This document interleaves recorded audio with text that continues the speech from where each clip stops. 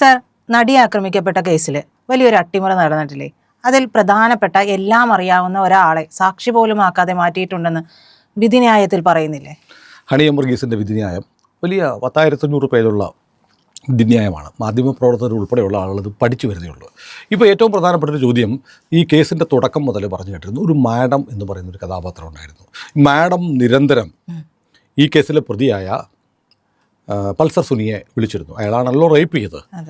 അയാളെ വിളിച്ചിരുന്നു, കൃത്യമായ നിർദ്ദേശങ്ങൾ കൊടുത്തിരുന്നു. മാഡത്തിന് കാര്യങ്ങൾ പൾസർ സുനിയും തെര്യപ്പെടുത്തിയിരുന്നു എന്ന് പറയുന്നത്. ആരാണ് ഈ മാഡം? മാഡത്തിൻ്റെ പേരിൽ പല പേരുകൾ പറയുന്നുണ്ട്. മഞ്ജു വാര്യർ മാഡാണെന്ന് പറഞ്ഞവരുണ്ട്. ഇനി ദിലീപിൻ്റെ ഇപ്പോഴത്തെ ഭാര്യ കാവ്യ മാധവനാണ് മാഡം എന്ന് പറഞ്ഞവരുണ്ട്. പക്ഷേ മാഡം ആരാണെന്നുള്ള ചോദ്യത്തിന് ഉത്തരം അങ്ങനെ കിടക്കുകയാണ്. ആളുകൾ ഇങ്ങനെ അവരുടെ തോന്നൽ പോലെ പറയുന്നു. പക്ഷെ മാഡം ആരാണെന്ന് സംശയിക്കാവുന്നൊരു പേര് ഈ വിധിന്യായത്തിൽ ഹണി എം വർഗീസ് എഴുതി വെച്ചിട്ടുണ്ട്. ആ പേര് ശ്രീലക്ഷ്മി എന്നാണ്. മാഡമാണോ എന്നറിയില്ല. ശ്രീലക്ഷ്മി, അതായത് 2017 ഫെബ്രുവരി 17 നടിയെ തൃശ്ശൂരിൽ നിന്ന് എറണാകുളത്തേക്ക് വരികയായിരുന്ന ലാലിൻ്റെ മകൻ സംവിധാനം ചെയ്യുന്ന സിനിമയിൽ അഭിനയിച്ചതിന് ശേഷം രാത്രി ഒരു XUV കാറിൽ വന്നുകൊണ്ടിരുന്ന, അപ്പോൾ കൃത്യമായിട്ട് പുറപ്പെടുന്നു എന്ന് അറിയാവുന്നത് ഈ സിനിമയുടെ സെറ്റുമായി ബന്ധപ്പെട്ട് ഇവരുടെ ട്രാൻസ്പോർട്ടേഷൻ ഏർപ്പെടുത്തിയ ആളുകൾക്കാണ്. വന്നുകൊണ്ടിരിക്കുമ്പോഴാണ് ഒരു വാൻ വന്ന് ഈ വാഹനത്തിൻ്റെ പുറകിലിടിച്ച് നടിയെ പിടിച്ച് വണ്ടിക്കകത്ത് കയറ്റിക്കൊണ്ട് പോകുന്നു ഒക്കെ സംഭവം നടക്കുന്നത്. അതിലേക്ക് ഞാൻ വിശദാംശങ്ങളിലേക്ക് പോകുന്നില്ല, എല്ലാവർക്കും അറിയാവുന്നതാണ്. അതിനുശേഷം എന്താണ് നടന്നത്? അതിനുശേഷം നടന്ന കാര്യവും ഞാൻ പറയുന്നില്ല. അതിനുശേഷം നടന്ന റേപ്പാണ്. റേപ്പിനെ കുറിച്ച് എന്തൊക്കെ ആ കാറിനുള്ളിൽ നടന്നു എന്ന് വിധിന്യായത്തിൻ്റെ ആദ്യ ഭാഗങ്ങളിൽ പറയുന്നുണ്ട്. അത് നമുക്കൊരു ചാനലിൽ അങ്ങനെ പറയാൻ വയ്യാത്തതുകൊണ്ട് ആ ഭാഗവും ഞാൻ വിടുന്നു. പക്ഷേ വളരെ പ്രധാനപ്പെട്ട ഒരു കാര്യം ഹണി എം വർഗീസ് എഴുതി വെച്ചിട്ടുണ്ട്. ശ്രീലക്ഷ്മി എന്ന് പറയുന്ന ഒരു സ്ത്രീ, ഈ സ്ത്രീ ഫെബ്രുവരി 17 സംഭവം നടന്ന അന്ന് 6 തവണ പൾസർ സുനിയെ വിളിച്ചിട്ടുണ്ട്. 7 മെസ്സേജുകൾ അയച്ചിട്ടുണ്ട്. വളരെ കൃത്യമായി പറയുന്നു, 6 കോൾസ് വന്നിരിക്കുന്ന 6:22 മുതൽ വൈകിട്ട് 6:22 മുതൽ 7:59 വരെയാണ്. അതിനുശേഷം അത് ശ്രദ്ധിക്കണം, 7 മെസ്സേജുകൾ വന്നു. 7 മെസ്സേജുകൾ വന്നാൽ 9:03 ശേഷം 9:56 വരെ, 9:56 10 മണിക്ക് 4 മിനിറ്റ് മാത്രം അല്ലേ. ഈ സംഭവം നടക്കുന്നത് 10 മണിക്ക് ശേഷമാണ്. ഈ പിടിച്ചെടുത്ത ഇതുണ്ടല്ലോ, മറ്റേ പെൻഡ്രൈവ്, മെമ്മറി കാർഡ് ഫോറൻസിക് ലാബിൽ പരിശോധിച്ചപ്പോൾ അത് ചിത്രീകരിച്ചിരിക്കുന്ന 10:30 10:48 ഇടയ്ക്കാണ്. 10:30 10:48 ഇടയ്ക്കുള്ള 18 മിനിറ്റാണ് ഇത് ഷൂട്ട് ചെയ്തിരിക്കുന്നത്. അപ്പോൾ 10 മണിക്ക് തൊട്ട് മുമ്പ് 9:56 അവസാനത്തെ മെസ്സേജ് ശ്രീലക്ഷ്മിയുടെ വന്നിരിക്കുന്നത്. അപ്പോൾ ഈ സംഭവം സാധാരണ നമ്മൾ ഒരു ക്രൈം നടക്കുന്നതിന് തൊട്ട് മുമ്പ് ആരെ കണ്ടു എന്ന് അന്വേഷിക്കുമല്ലോ. അപ്പം ക്രൈം നടക്കുന്നതിന് തൊട്ട് മുമ്പ് ആ ദിവസം വൈകുന്നേരം 6:22 മുതൽ 7:59 വരെ കോളുകൾ, അതിനുശേഷം 9:03 മുതൽ 9:56 വരെ മെസ്സേജുകൾ വന്നിട്ടുണ്ട്. ഈ കാര്യങ്ങൾ കോടതിയിൽ റെക്കോർഡുണ്ടെന്ന് മാത്രമല്ല, പക്ഷേ എന്തായിരുന്നു മെസ്സേജുകൾ, എന്തായിരുന്നു കോൾസ് എന്ന് കോൾ റെക്കോർഡ് എടുക്കാൻ പറ്റില്ല, കോൾ വന്നേ അറിയാൻ പറ്റുള്ളൂ. ഈ മെസ്സേജുകൾ എന്തായിരുന്നു എന്ന് പ്രോസിക്യൂഷൻ പറഞ്ഞിട്ടില്ല. ഇനി അവസാനം വിളിച്ച, സംഭവത്തിന് തൊട്ട് മുമ്പ് വിളിച്ച ആളെന്ന നിലയ്ക്ക് ശ്രീലക്ഷ്മിയെ മിനിമം സാക്ഷിയെങ്കിലും ആക്കണം. സംഭവം നടക്കുമ്പോൾ ഇതിൻ്റെ ഓപ്പറേഷൻസ് വൈകുന്നേരം മുഴുവൻ നടത്തി ആളുകളെയൊക്കെ സെറ്റാക്കി നടി വരുന്നത് കാത്തിരുന്ന് ഫോളോ ചെയ്ത് പിടിച്ചുകൊണ്ട് പോരുകയാണല്ലോ. അതിന് തൊട്ടു മുമ്പ് ബന്ധപ്പെട്ട ആളെ, കോണ്ടാക്ട് ചെയ്ത ആളെ എന്തുകൊണ്ട് കേസിൽ സാക്ഷിയാക്കിയില്ല? ഇത് വളരെ നിർണായകമായ കാര്യമാണ്.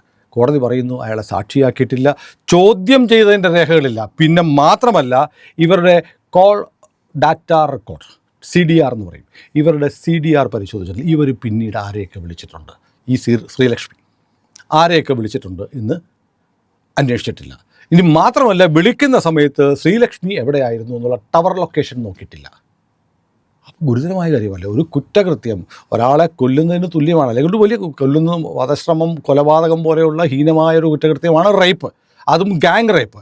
അതും നടക്കുന്നതിന് തൊട്ട് മുമ്പ് നിരന്തരം ടെക്സ്റ്റുകളായിട്ട്, കോൾസായിട്ട് വന്ന ആളെ ചോദ്യം ചെയ്തിട്ടുണ്ടാവാം, വിളിച്ചു വരുത്തിയിട്ടുണ്ടാവാം.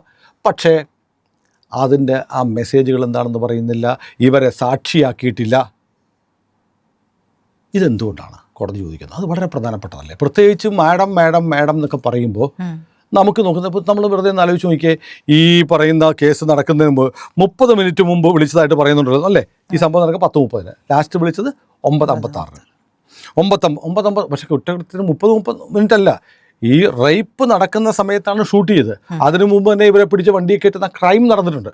ക്രൈമിലെ അടുത്ത ഫർദർ സ്റ്റേജിലേക്ക് പോകുന്നതാണ് 10:30 ഇത് ഷൂട്ട് ചെയ്യുന്നതിന് മുമ്പ് ഈ പ്രോസസ്സൊക്കെ തുടങ്ങിയിട്ടുണ്ട്. പിടിച്ചോണ്ട് പോകുന്നു, ഭീഷണിപ്പെടുത്തുന്നു, അല്ലെങ്കിൽ നിന്നെ ഞങ്ങൾ ഇവിടുന്ന് നീ ഇതിന് സമ്മതിക്കുന്നില്ലെങ്കിൽ നിന്നെ ഞങ്ങൾ DD റിട്രീറ്റിൽ കൊണ്ടുപോകും എന്നൊക്കെ പറഞ്ഞ് ഒരുപാട് ഭീഷണികളുണ്ട്. ഇതെല്ലാം നടന്നതിന് ശേഷമാണ് ഇവരെ കൊണ്ട് ഈ കാര്യങ്ങളിൽ കുറ്റകൃത്യം. അവർ പറയുന്നൊരു ന്യായം കൺസെൻറ്റോടുകൂടി ചെയ്തു. വീഡിയോ കണ്ടാൽ അറിയാൻ മേലെ ഈ പറയുന്ന നടി ഇതെല്ലാം സ്വമേധയാ ചെയ്യുകയാണ് എന്നൊരു വാദം പ്രതിഭാഗം പറഞ്ഞിരുന്നു. കൺസെൻറ്റ് എന്നുള്ള ഭാഗം ഇപ്പോൾ ചെയ്ത കൃത്യങ്ങളൊക്കെ അവരുടെ സമ്മതത്തോടെ ചെയ്തതാണ്, അവരുടെ ആക്ട് കണ്ടാൽ അറിയാൻ മേലെ അവർ സമ്മതം. പക്ഷെ അത് ഭീഷണിപ്പെടുത്തിയും കത്തി കാണിച്ചും ഒക്കെയാണ്. അത് വേറെ കാര്യം. കൺസെൻറ്റ് എന്നുള്ള വാദം കോടതി അംഗീകരിച്ചിട്ടില്ല, അതുകൊണ്ടാണ് അവർക്ക് ജീവപര്യന്തം കൊടുത്തത്. പക്ഷേ അതിന് തൊട്ട് മുമ്പ് വിളിക്കുന്ന ആളോട് എന്തായിരിക്കും പറഞ്ഞിരിക്കുക? അപ്പോൾ നമ്മൾ ഈ വലിയ കാർഡിളക്കി മാഡം മാഡം മാഡം എന്നുള്ള ദുരൂഹത നിലനിൽക്കുക, മാഡം ആരാണെന്നുള്ള ദുരൂഹത മാറ്റാൻ ശ്രമിച്ചില്ല. പിന്നെ മാത്രമല്ല ബി സന്ധ്യ ഉൾപ്പെടെയുള്ള ഉദ്യോഗസ്ഥർ ഒരു കേസന്വേഷണം നടത്തുമ്പോൾ അതിന് ഇത് മാത്രമല്ല, പോലീസ് കോടതി മറ്റെന്തോ പറയുന്നു, ഈ ശ്രീലക്ഷ്മിക്ക് 2 ഫോൺ ഉണ്ടെന്നാണ് പറയുന്നത്. 2 ഫോണും പരിശോധിച്ചു. ഇത് ഫോറൻസിക് പരിശോധനയ്ക്ക് വിട്ടു എന്ന് പറയുന്നത്. ഫോറൻസിക് പരിശോധനയ്ക്ക് വിട്ടതിൻ്റെ രേഖകൾ കോടതി ഹാജരാക്കിയില്ല. അങ്ങനെ ഇതെല്ലാം പറഞ്ഞിട്ട് പറയാണ്, എന്തുകൊണ്ട് നിങ്ങൾ ഈ ശ്രീലക്ഷ്മി എന്ന് പറയുന്ന ആളുടെ കോൾ ഡീറ്റെയിൽസ്, അവരാരാണ്, അവരെവിടെയുള്ളവരാണ്, അവരെ എന്തുകൊണ്ട് സാക്ഷിയെങ്കിലും ആക്കിയില്ല? സാക്ഷിയാക്കാമല്ലോ. ഈ സംഭവം നടക്കുമ്പോൾ ഞാൻ വിളിച്ചിരുന്നു, നിങ്ങളുടെ കോൾ വന്നല്ലോ, ഇത്രയും തവണ നിങ്ങൾ മെസ്സേജ് അയച്ചു, നിങ്ങൾ വിളിച്ചു എന്ന് കാണുമ്പോൾ സ്വാഭാവികമായും അവരെ പ്രതിയാക്കണ്ട, സാക്ഷിയെങ്കിലും ആക്കാമല്ലോ. ഉടനെ വളരെ വിചിത്രമായ ഒരു മറുപടിയാണ് പ്രോസിക്യൂഷൻ പറഞ്ഞത്, അതായത് പോലീസ് പറഞ്ഞത്.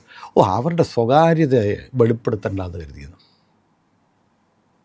അപ്പോൾ കോടതി പറയാണ്, ഈ ശ്രീലക്ഷ്മിയുമായി പൾസർ സുനിക്ക് ഒരു തിക് ഫ്രണ്ട്ഷിപ്പ് ഉണ്ടായിരുന്നു. അപ്പോൾ ആദ്യമേ ഒരു തിയറി ചിലരൊക്കെ പറഞ്ഞു കേട്ടു, ഈ പൾസർ സുനിക്ക് ഒരു കാമുകി ഉണ്ടായിരുന്നു, ആ കാമുകിയുടെ പേരാണ് ശ്രീലക്ഷ്മി എന്ന് വ്യാഖ്യാനിക്കാം.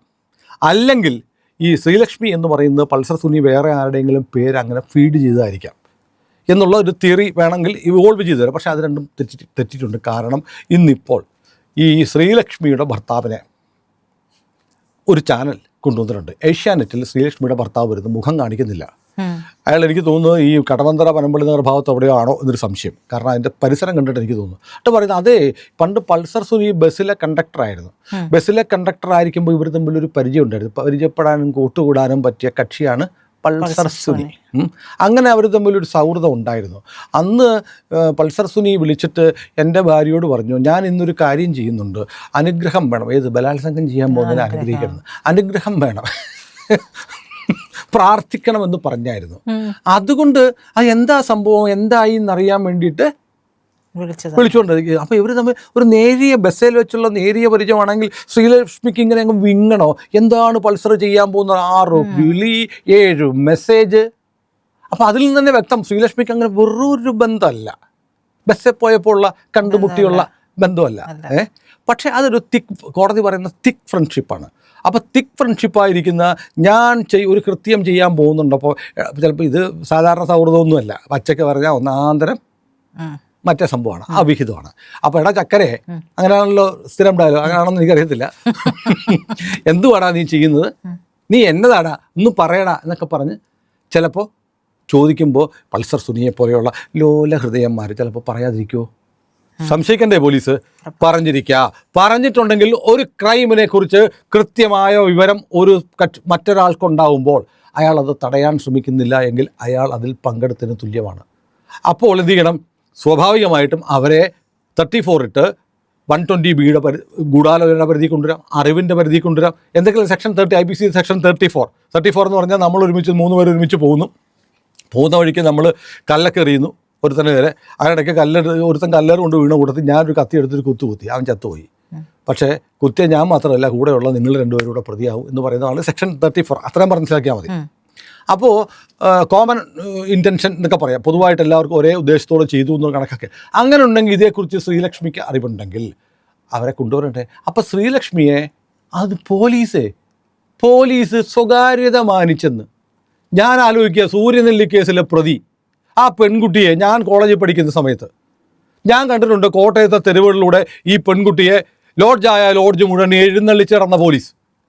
ദിലീപിന് MG റോഡിലെ ഹോട്ടലിൽ ഗൂഢാലോചന നടന്ന ഹോട്ടലിൽ തെളിവെടുക്കുക. ഗൂഢാലോചന ഭിത്തിയിലൊക്കെ പറ്റിപ്പിടിച്ചിരിക്കുക.